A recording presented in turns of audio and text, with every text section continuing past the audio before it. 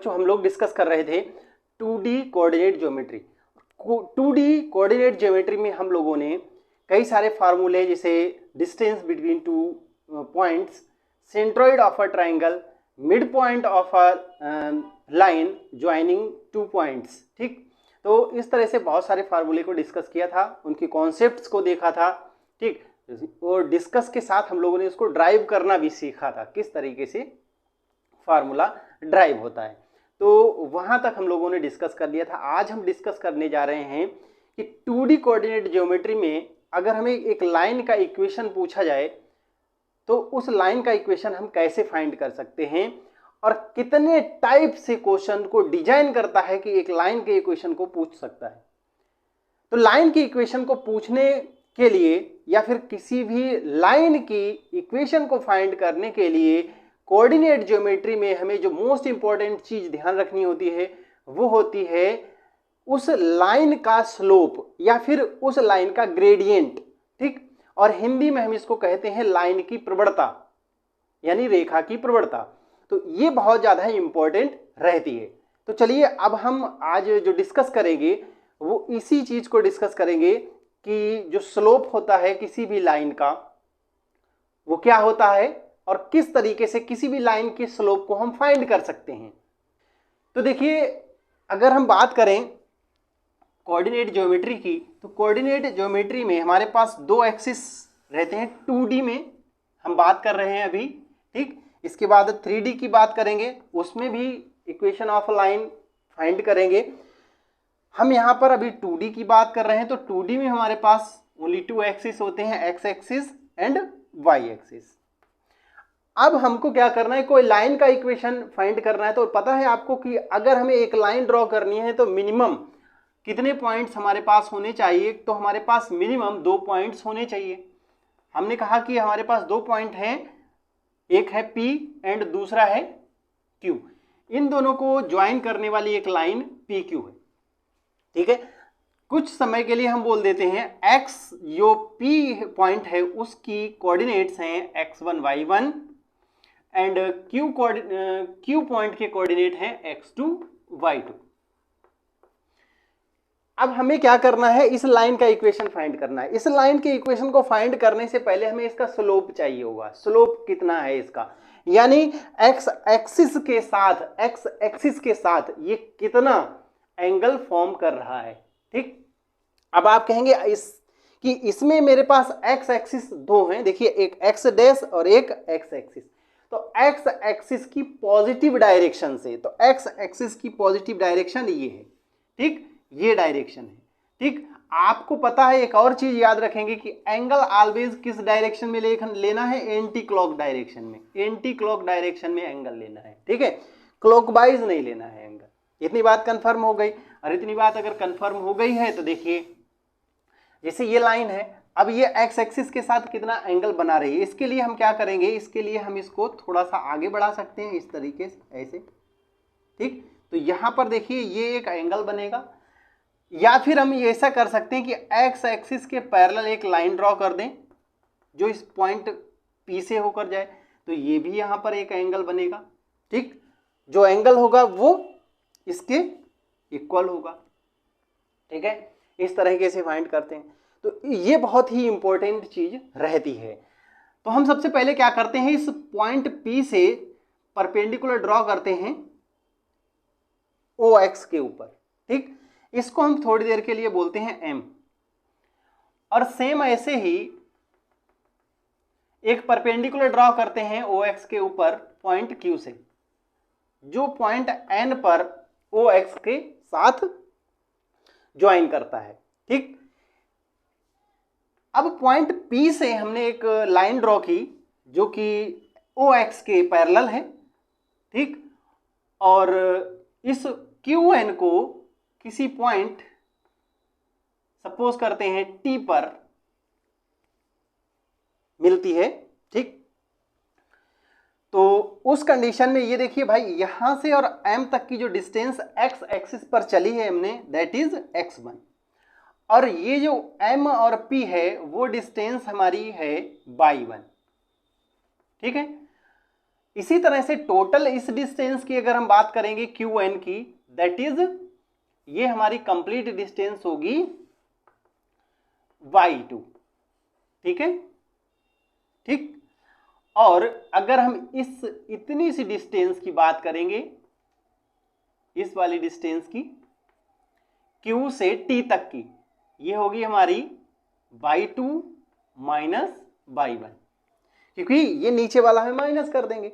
Same ऐसे ही अगर हम देखें P से T तक की डिस्टेंस जो है वो है x2, तो उस कंडीशन में P और O से और N तक की डिस्टेंस कितनी है, x2 है। उस कंडीशन में P से T तक की जो डिस्टेंस होगी वो हमारी होगी x2 माइनस x1। अब ये एंगल आपको फाइंड करना है, ये एंगल फाइंड करना है। यहां पर आप देख रहे हैं ट्राइंगल QTP, ठीक है, ये कैसा है, राइट एंगल ट्राइंगल है, ठीक है, right angle triangle, right angle triangle, ठीक, शॉर्ट में लिख दिया PQT, ठीक है, राइट एंगल ट्राइंगल PQT, ठीक। इसमें हम बात करेंगे तो इस एंगल की अगर हमें वैल्यू फाइंड करनी है तो उसके लिए हम क्या करते हैं, और हमें पता क्या चीज है वो देखिए। इस कंडीशन में ये परपेंडिकुलर होगा Q and T and PT base होगा, तो परपेंडिकुलर एंड बेस हमें फाइंड पता है, उस कंडीशन में हमें एंगल की वैल्यू फाइंड करनी। तो परपेंडिकुलर बेस में रिलेशन ट्राइग्नोमेट्रिक रेशियोज होता है, वो कौन सा trigonometric ratios perpendicular and base में रिलेशन बताता है, तो वो बताता है tan बताएगा या फिर cot बताएगा, ठीक। तो हम tan को ले लेते हैं, ठीक, tan अल्फा, ये दिस इज एंगल को हमने, इस एंगल को हमने बोला अल्फा, तो tan alpha is equal to क्या हो जाएगा, tan alpha is equal to perpendicular upon base, perpendicular upon, ठीक है, परपेंडिकुलर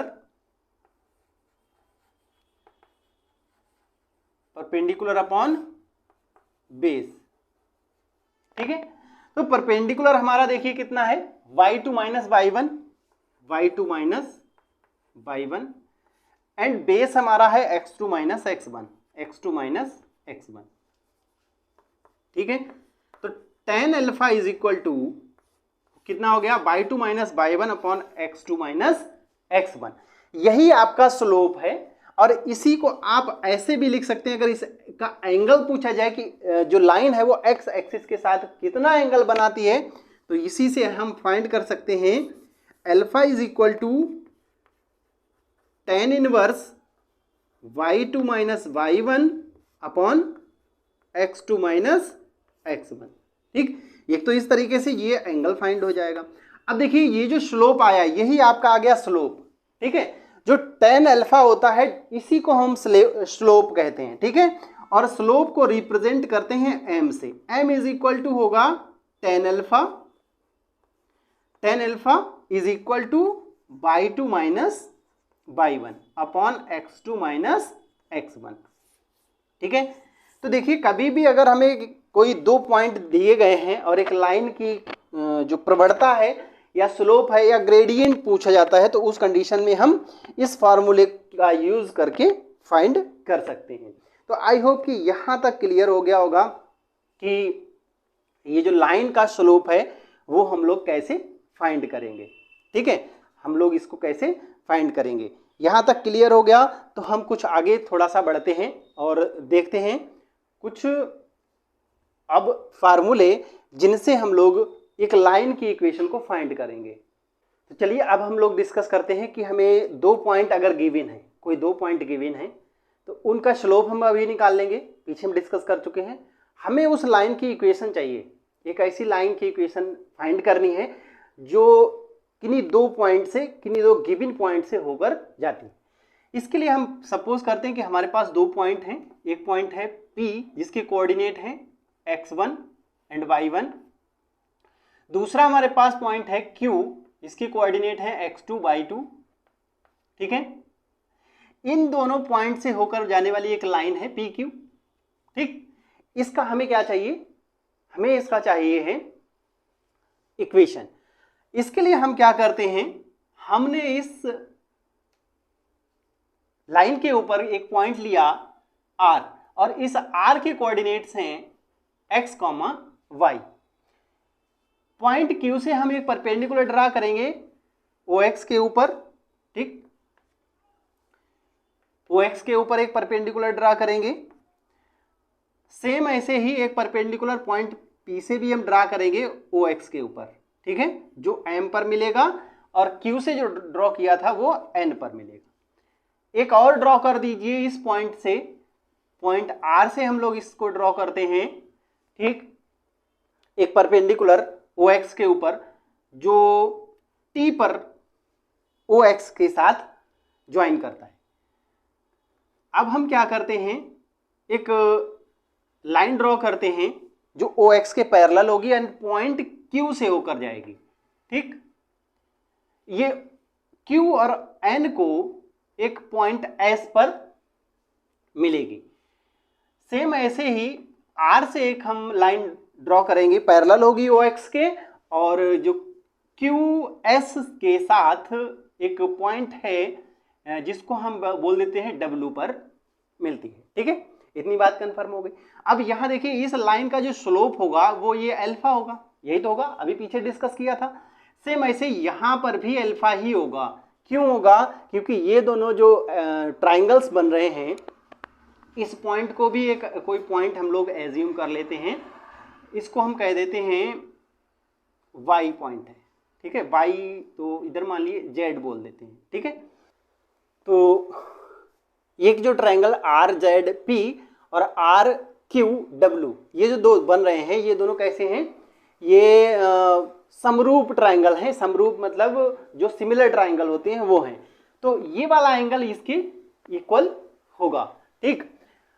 इस कंडीशन में हम देखते हैं, हम इस लाइन की स्लोप चाहे यहां से फाइंड करें और चाहे यहां से फाइंड करें, दोनों की स्लोप इक्वल होगी, ठीक। अब हम आपको देखते हैं, ये देखो इसकी स्लोप के लिए यहां से और यहां तक की डिस्टेंस भैया x1 है, ठीक है।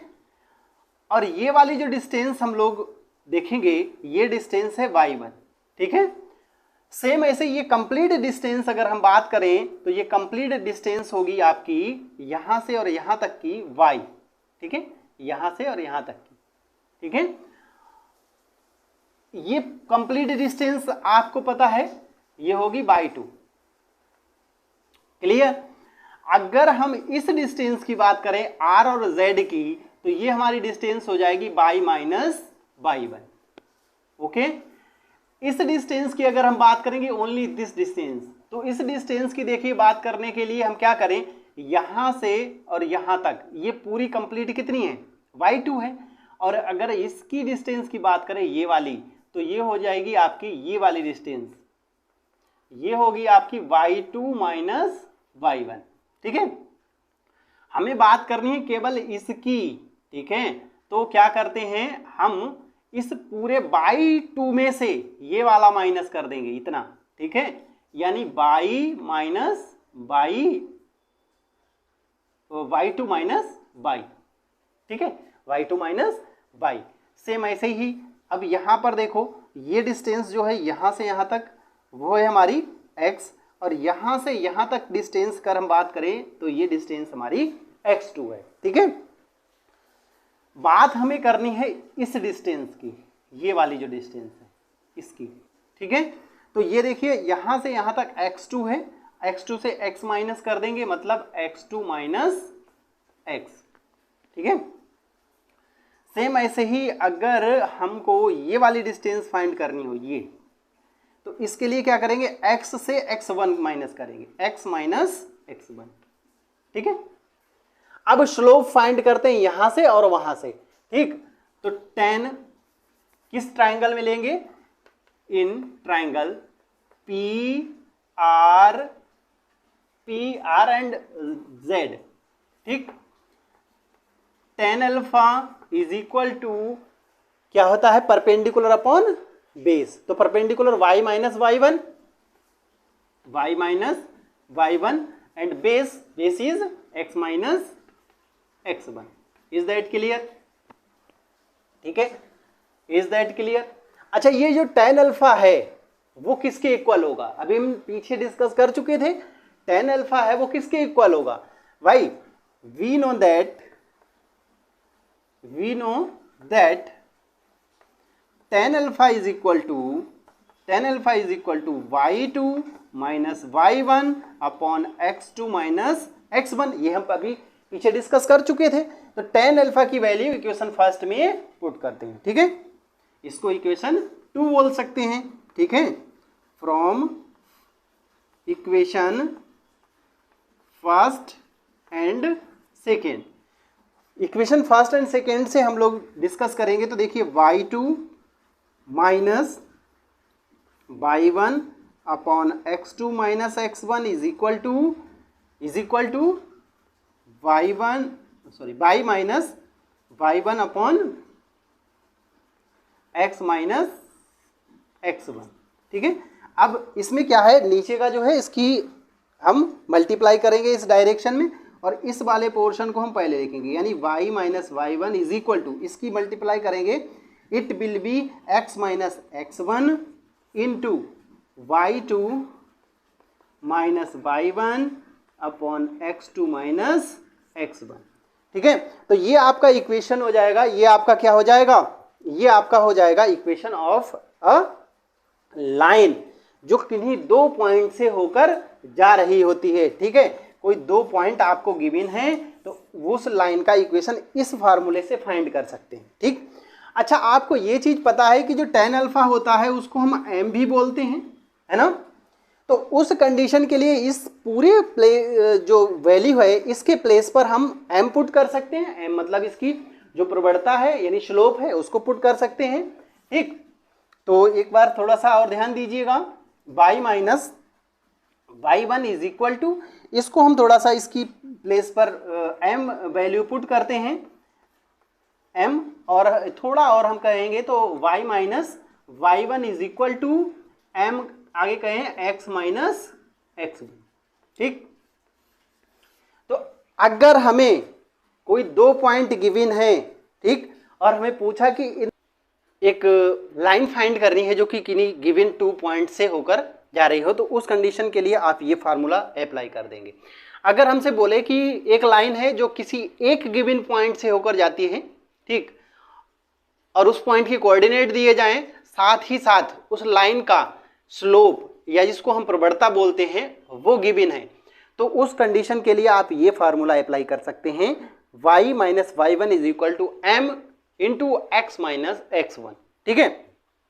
यहां तक आई होप क्लियर हो गया होगा, ठीक। स्क्रीनशॉट लेना चाहते हैं या लिखना चाहते हैं तो आप लिख लीजिएगा, ठीक। अब हम बात करते हैं, यही लाइन अगर ये लाइन या कोई और लाइन जो कहां से होकर जा रही है, हमारे इस ओरिजिन से होकर जा रही है, मूल बिंदु से होकर जा रही है, उस कंडीशन में इसका इक्वेशन क्या बनेगा, ठीक है। ये वीडियो बहुत इंपॉर्टेंट है उन सभी एस्पिरेंट्स के लिए जो IIT JEE के लिए प्रिपरेशन कर रहे हैं, ठीक, या फिर TGT PGT के लिए प्रिपरेशन कर रहे हैं, उन सभी के लिए इंपॉर्टेंट है। क्योंकि अब जो 10th क्लास की ज्योमेट्री है, 2D ज्योमेट्री, उसमें ये चैप्टर, ये जो हम लोग डिस्कस कर रहे हैं ये नहीं है, लेकिन आगे अगर आपको डिस्कस करना है, नीट डिस्कस करना है, IIT JEE डिस्कस करना है, सॉरी नीट में नहीं आता है, JEE के लिए इंपॉर्टेंट है, ठीक है। तो ये सारी चीजें हमें आनी चाहिए, ठीक।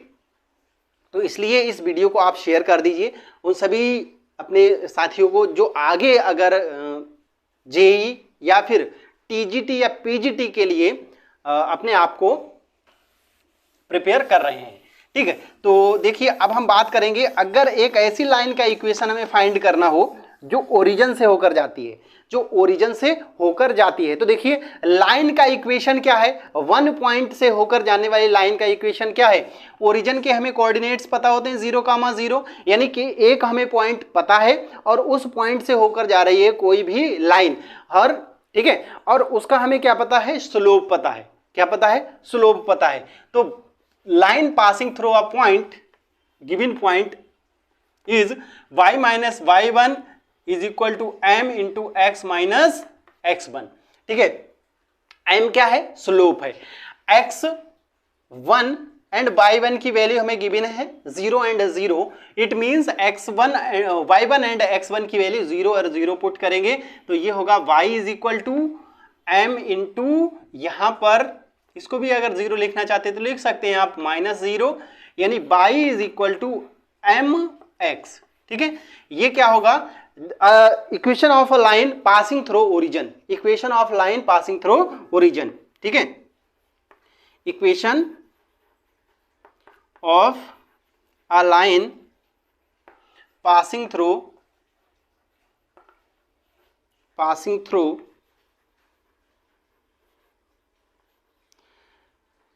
ओरिजिन। ठीक है, कर चुके हैं। एक लाइन है, उस लाइन का स्लोप कैसे फाइंड करते हैं, लाइन का इक्वेशन कैसे फाइंड करते हैं, if we have given 2 points. एक लाइन की इक्वेशन फाइंड कर सकते हैं अगर हमें एक पॉइंट गिवन है एंड उसका स्लोप गिवन है। तो इतनी चीज़ों को हम लोग डिस्कस कर चुके हैं और इसके साथ साथ ओरिजिन से पास होने वाली लाइन को भी हम डिस्कस कर चुके हैं, ये इनके फार्मूले को ड्राइव कर चुके हैं। अब हम लोग एक और फार्मूला ड्राइव करेंगे, उसके बाद कुछ क्वेश्चंस को लेंगे। अब हम फार्मूला एक ड्राइव करने जा रहे हैं कि एक लाइन है जो कि पास होती है किसी गिवन पॉइंट से, या फिर उस लाइन का स्लोप हमको गिवन है और बाई एक्सिस पर एक इंटरसेप्ट को वो कट कर रही है। ठीक है, बाई एक्स की पॉजिटिव डायरेक्शन में। तो उसके फार्मूले को हम लोग ड्राइव करने जा रहे हैं। तो देखिएगा कि क्या होता है, ये रहे हमारे कोऑर्डिनेट एक्सिस, ये क्या है हमारे कोऑर्डिनेट एक्सिस हैं और इसमें एक कोई लाइन है, सपोज करते हैं ये एक लाइन है। ठीक, जो इस बाई एक्सिस पर क्या करती है, कोई इंटरसेप्ट काटती है C। ठीक है, कितना C इंटरसेप्ट जो है कट करती है। ठीक है, यहां तक कंफर्म हो गया। ये x dash axis and this is x axis. ठीक, ये कोई पॉइंट P है and this is a point Q। Okay, तो इस कंडीशन में यहां पर देखिए इस लाइन का जो स्लोप आएगा, सपोज करते हैं दिस इज थीटा, इस पॉइंट को जहां पर ये कट करती है और ये यहां पर, इसको हम थोड़ी देर के लिए m एंड n बोल देते हैं। ठीक है, इस पॉइंट से हम क्या करेंगे, एक परपेंडिकुलर ड्रॉ करेंगे जो कि x एक्सिस के साथ t पर मीट करेगा, ज्वाइन करेगा। ठीक, और यहां से पॉइंट n से QT पर हम एक परपेंडिकुलर ड्रॉ कर देते हैं जो कि पैरेलल होगा ओ x एक्सिस के, और जिस पॉइंट पर ये मिलेगा इसको हम पॉइंट को S बोल देते हैं। ठीक है, देखिए इस कंडीशन में हमें एक 2 ट्राइंगल्स मिल रहे हैं, NOM एंड NQS। दोनों ही ट्राइंगल्स आपस में सिमिलर ट्राइंगल्स हैं, it means this angle will be theta, ये एंगल भी थीटा होगा लाइक दिस। ठीक है, तो इस कंडीशन में हम ये भी कह सकते हैं कि ये भी एक स्लोप है इसी लाइन का। ठीक, अगर यहां पर इस y के कोऑर्डिनेट्स को हम x, y एज्यूम करते हैं तो हमें यहां से यहां तक जो डिस्टेंस मिलेगी which will be y minus C, which will be y minus c, and this distance will be x, this distance will be x। I hope यहां तक क्लियर हो गया होगा, क्योंकि यहां से यहां तक देखिए x डिस्टेंस पॉजिटिव डायरेक्शन में कवर की गई है एंड दिस टोटल QT जो डिस्टेंस है वो y है और ये NO जो डिस्टेंस है वो C है। तो इसका मतलब y से C माइनस करेंगे तो ये मिलेगा। ठीक, अब हम इसका यहां पर देखिए ट्राइंगल QN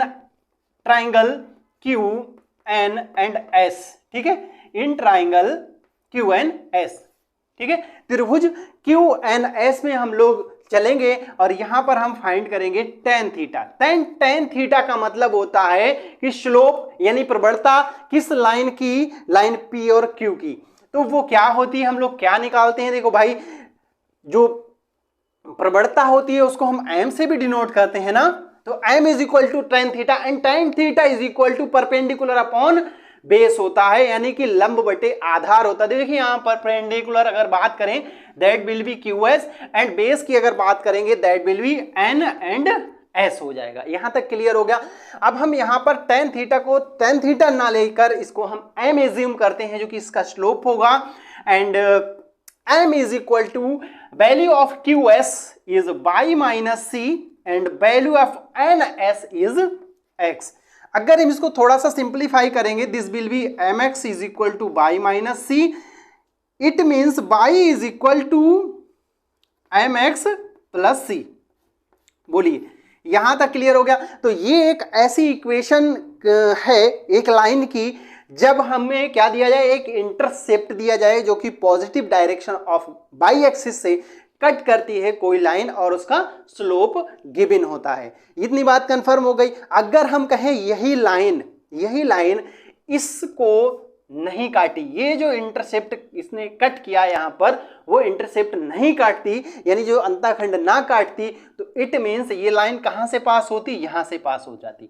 होगी कि नहीं भाई, ओरिजिन से पास होगी। तो इस कंडीशन में सी की वैल्यू क्या हो जाएगी, 0 हो जाएगी। तो सी की वैल्यू इफ 0 होगी, ठीक, उस कंडीशन में क्या होगा, line passing through origin, line अगर पासिंग थ्रू है origin, it means y is equal to mx।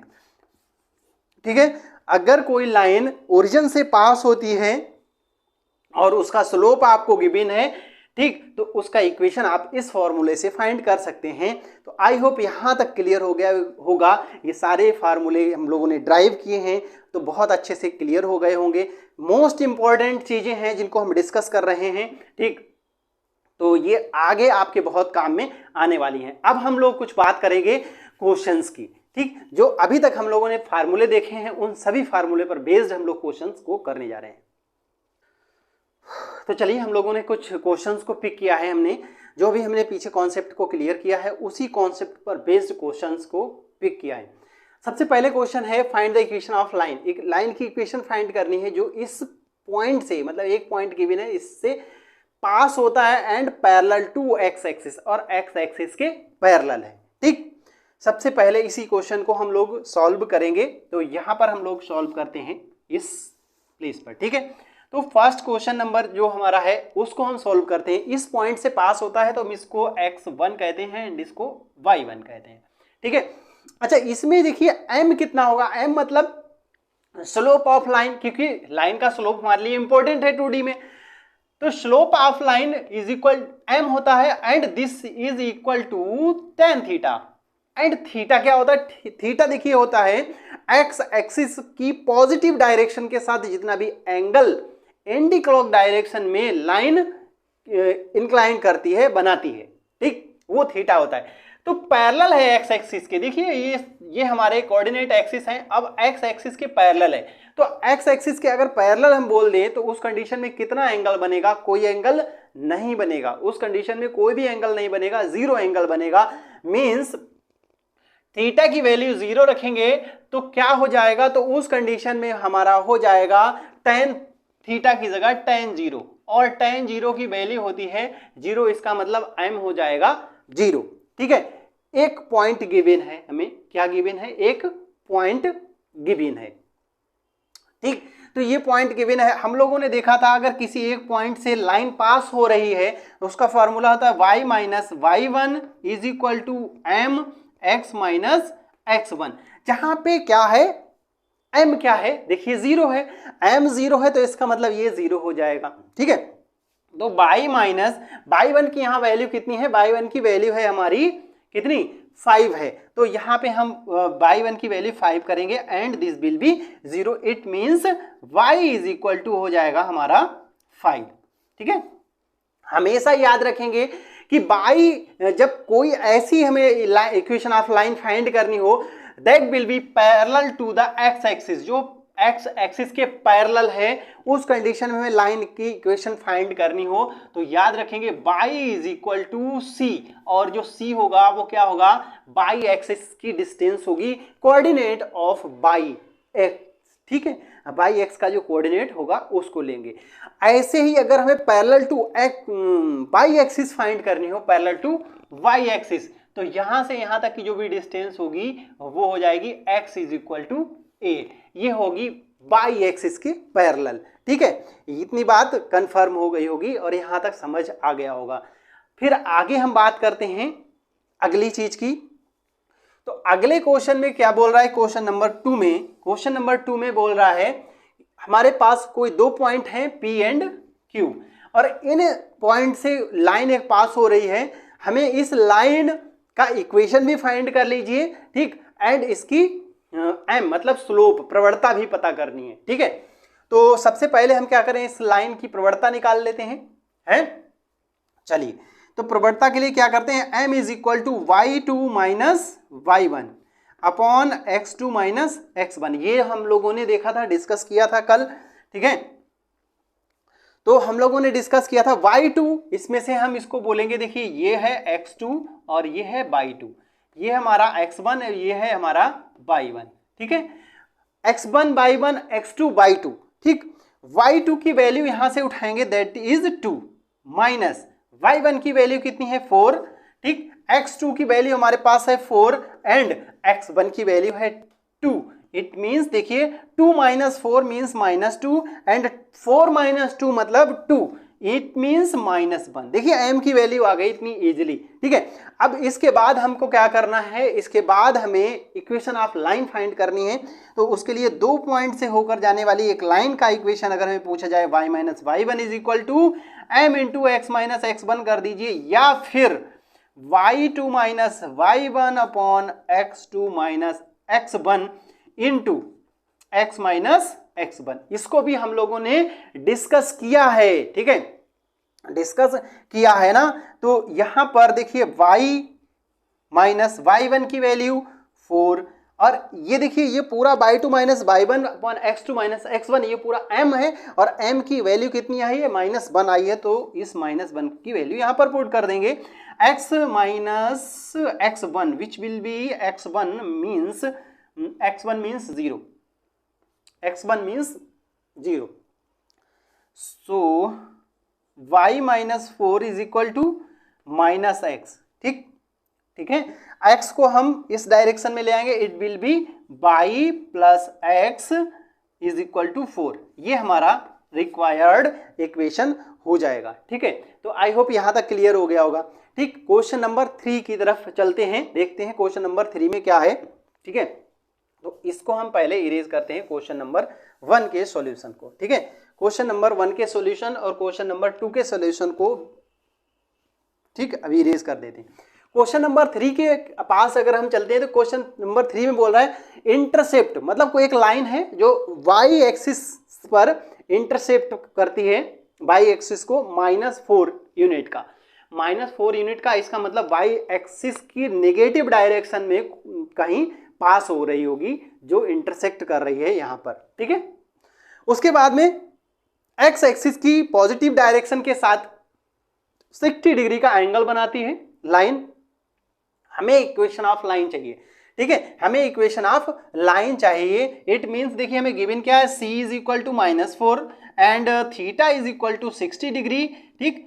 It means m is equal to, we can find m is equal to tan theta, it means tan 60 and the value of tan 60 will be √3. So m is equal to √3 and c is equal to -4. So what is the equation of line in the form of intercept? तो intercept form में देखिए line का equation y is equal to mx plus c. So y will be, y is equal to m, value of m is √3 x and the value of c is -4. So this will be y minus x √3 or √3x we can say is equal to -4, ठीक है। This is our required equation of line, ठीक है। तो यहां तक clear हो गया होगा, आई होप कि क्वेश्चन नंबर 3 भी क्लियर हो गया होगा, ठीक है। क्वेश्चंस अच्छे हैं, और अगर आप IIT वगैरह में बैठना है तो यहाँ से आपको फार्मूले में काफ़ी हेल्प मिलेगी, और इसकी बाद प्रैक्टिस आप कर सकते हैं। Next question, 5th question number 4th equation of line हमें फाइंड करनी है। देखिए theta is equal two means positive direction के साथ क्या करना है, 45 डिग्री का एंगल बना रहा है। It means theta is equal to 45, m is equal to tan theta which will be tan 45 and tan 45 is equal to 1 means m is equal to 1. Line पास हो रही है थ्रू, ठीक है, कहां से पास हो रही है, ओरिजिन से पास हो रही है. ओरिजिन से पास होने वाली अगर लाइन की बात करें जहां पर हमें m नीड होता है तो उस कंडीशन में अभी अभी हमने देखा y is equal to M X. तो यहां पर हम क्या करेंगे, m की वैल्यू है 1 एंड x, ठीक है. तो इस इक्वेशन ये हमारा जो हो जाएगा वो हो जाएगा, इस y को इस डायरेक्शन में ले जाएंगे तो x minus Y is equal to 0. ये क्या हो जाएगा, हमारा इक्वेशन ऑफ लाइन हो जाएगा विच is passing through origin and makes an angle with the positive direction of x axis is 45 degree. ठीक है, तो आई होप यहां तक क्लियर हो गया. क्वेश्चन नंबर 5 की तरफ चलते हैं. बहुत इंपॉर्टेंट क्वेश्चन है और अच्छा क्वेश्चन है. ठीक, इसमें कह रहा है कि हमें जो एक लाइन है इस लाइन की स्लोप फाइंड करनी है. स्लोप, ठीक है, हमें इस लाइन का स्लोप फाइंड करना है, प्रवणता फाइंड करनी है. ठीक है,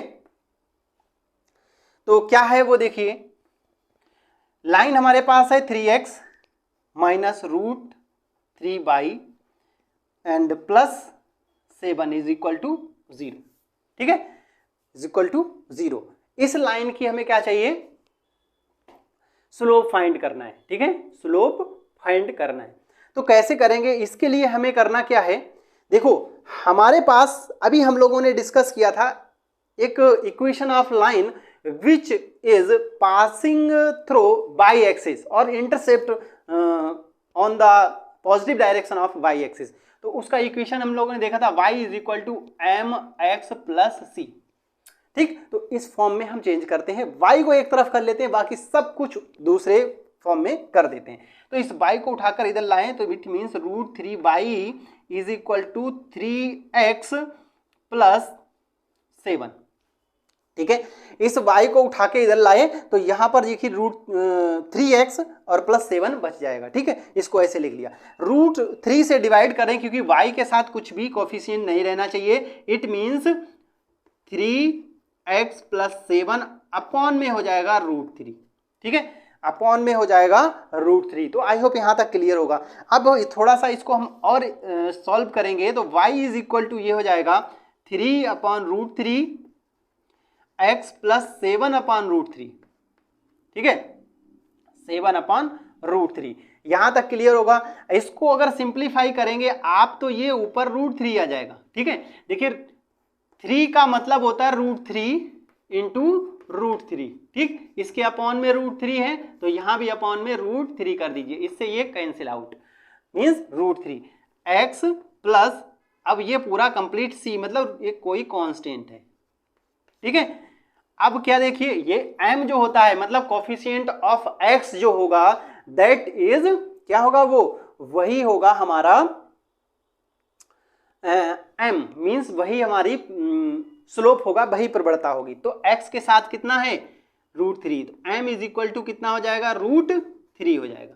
इन्होंने पूछा हमसे स्लोप पूछा है, m की वैल्यू पूछी. अगर ये हमसे पूछता find the value of theta या find the value of angle which is made by the given line with the positive direction of x axis, तो उस कंडीशन में हम क्या कर देते, tan theta is equal to root 3. और root 3 tan theta में कितने की वैल्यू होती है, tan 60 की. ठीक है, tan 60 की. tan से tan कैंसिल आउट हो जाता, थीटा विल बी 60 डिग्री. ठीक है, तो इस तरह से अगर हमें कोई लाइन गिवन है तो हम उसका स्लोप फाइंड कर सकते हैं. पॉइंट गिवन है तो उस कंडीशन में उसका इक्वेशन फाइंड कर सकते हैं. एंगल गिवन है एंड एक कोई पॉइंट गिवन है तो हम इक्वेशन ऑफ लाइन फाइंड कर सकते हैं. उन सभी कंडीशंस को जिसको हमने कॉन्सेप्ट बेस में डिस्कस किया था, सारे ही क्वेश्चंस मतलब एक उसके एग्जांपल्स को हम लोगों ने हमने शामिल किया है. ठीक, तो आई होप कि ये जो कॉन्सेप्ट है आज का ये क्लियर हो गया होगा. आगे इसी टॉपिक को आगे बढ़ाएंगे. 2D ज्योमेट्री में अभी भी लाइन की इक्वेशंस के वेरियस फॉर्म्स हैं जिनको हम नेक्स्ट वीडियो में डिस्कस करेंगे, नहीं तो वीडियो ज़्यादा हमारा लंबा और बड़ा हो जाएगा. ठीक, तो वीडियो को शेयर ज़रूर करिए, कॉन्सेप्ट बहुत ही अच्छा है और बहुत ही हेल्पफुल है। वीडियो को शेयर कीजिए और उन बच्चों को शेयर कीजिए जो IIT JEE या फिर TGT या PGT के लिए अपना प्रिपरेशन कर रहे हैं। ठीक है, तो मिलते हैं किसी नेक्स्ट वीडियो में फिर कुछ और कॉन्सेप्ट के साथ। तब तक के लिए जय हिंद, वंदे मातरम।